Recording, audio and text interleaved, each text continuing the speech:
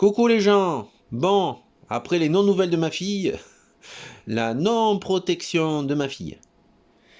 Alors, pour ceux qui me suivaient, plus ou moins. Donc, j'étais repassé au tribunal parce que madame avait été méchante, hein, femme victime, homme méchant, hein. Donc j'avais fait appel, essayé de prouver, mais non, on veut pas savoir. Et comme il n'y a pas eu de débat et que je suis tombé, et c'est après coup que ça m'a choqué, je suis tombé sur la même juge qui m'a volé ma fille. Donc c'est ce que je dénonce. Escroquerie. Ah, j'allègue. Non, non, j'imagine des choses. J'allègue une escroquerie au jugement et un vol d'enfant. Bien sûr. Bref. Je pose le truc, je retourne la feuille, il faut cacher les trucs. Non, non, il n'y a pas de papillon. J'imagine des choses. La la la la la la. Non. Je les aime.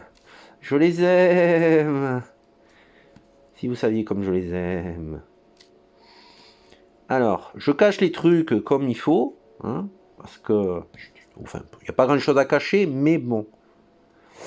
Il faut pas mettre, attention, il faut pas qu'il soit pris à partie. Hein, hein, faut tout cacher. Ah, j'ai pas le bon carton. Est-ce que j'ai tout caché? Voilà. Coucou ma fifi, tu n'es pas protégée. Voilà. On va essayer de faire un point. Non? Bref. Donc, soi-disant, ben, les trucs, les papiers, ça va toujours pas. Excusez-moi, ça m'arrive de me tromper. Maintenant, s'ils avaient remonté toute l'affaire, effectivement, ça se voit bien que dossier éducatif, c'est la première juge. Oui, pardon.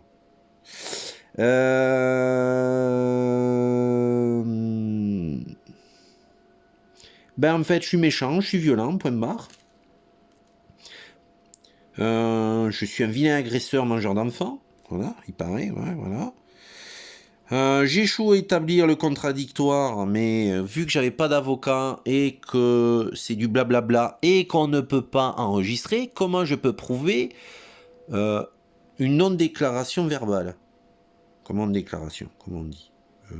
Oui, un non-contradictoire. Comment je peux expliquer, prouver qu'il n'y a pas eu le principe de contradictoire? Comment je peux le prouver? Ah, ce ne sont que des allégations non étayées. Je fais comment?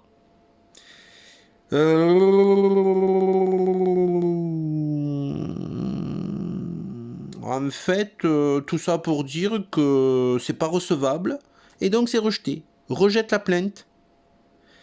Et cette décision n'est susceptible d'aucun recours. Donc, ce qui est rigolo, c'est que, comme beaucoup de choses qui m'arrivent, bon, j'essaye de faire, et le soir même ou le lendemain, j'ai des gens qui m'apprennent que ben, ça sert à rien. Que ben, je demande de l'aide, et ben, j'en aurai pas. Au contraire, je me fais voler la gosse. Et ce qui s'est passé plus tard. Je demande d'être protégé, je suis pas protégé. Je demande de porter plainte, ben, il n'y a pas de suivi. Je demande à ce qu'on punisse ces gens, ils sont pas punis. Si, il y a un reportage comme quoi ils étaient très peu, voire pas punis du tout. Donc, le problème de ce putain de pays, et c'est pour ça qu'on s'effondre, c'est que nous avons des TGI en roue libre. Les sales traites sont au TGI. Le problème, c'est pas le TGI en lui-même. Le TGI fait son travail, normalement. Mais on a des gens, ne me demandez pas comment ils ont fait pour être à ces postes. J'ai pas assez étudié, mais une chose est sûre, c'est qu'ils cumulent des postes, ils cumulent des jugements, il y a des passe-droits, il y a des enveloppes sous la table. J'ai croisé des témoins, mais ils ont peur de témoigner, parce qu'ils savent très bien qu'ils ne seront pas punis les autres. Par contre, eux, ils auront des représailles. Sans citer de nom, à Nîmes, hein, bizarrement, le procureur qui est passé à la télé, quoi. Ils ont un nouveau... comment ça s'appelle ça? Un niveau journaliste chez BFM, quoi. Sans déconner, quoi. Il est procureur ou il est journaliste? Ah non, pardon, c'est l'homme de la situation. En fait, une maman, elle avait vu que, soi-disant, elle avait des preuves qui tapaient dans la caisse. Oui, détournement d'argent public. Devinez qui a été puni? Il a ordonné son placement en asile psychiatrique et le placement du gamin. Il y a un enlèvement légal. Et monsieur n'est pas puni. Parce qu'il il serait en fait protégé par la procureuse générale. C'est génial. Regardez. J'ai la deuxième juge. Enfin, la première juge m'a rejugé une deuxième fois. Parce que c'était la première juge aux enfants.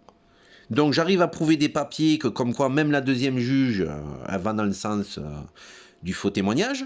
J'ai les papiers comme quoi je suis relaxé. Mais non. Et en plus il y avait le copie de son propre jugement. Eh ben non, ça ne va toujours pas. Ça ne va toujours pas. Donc je confirme. Ah oui, c'est ça le reportage. C'était le reportage d'M6 ou de Arte. Il y avait un truc. Putain, j'en ai vu tellement que je sais plus. Non, mais il l'avait vu, quoi. Ben, le pire des cas, que le juge a vraiment été arrêté, c'est qu'il se masturbait en pleine audience. Voilà les malades mentaux. Ah si, il y a le dernier aussi. Celui de Dijon, qui prostituait sa gamine de 12 ans. Oui, il l'a présenté au club libertin. Eh bien, tous les libertins ne sont pas pédophiles. Faut arrêter les délires. Les libertins, ils ont dit casse-toi. Ils l'ont signalé. Seulement, c'était tellement énorme que là, ils ont été obligés de le dégager. Donc, vous qui ne pouvez pas prouver grand-chose, eh bien... rejeté. Tu n'as aucun recours.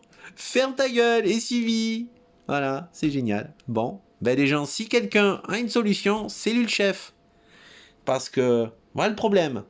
Je vois plus ma fille, j'ai plus de nouvelles, et elle a des papillons sur le visage.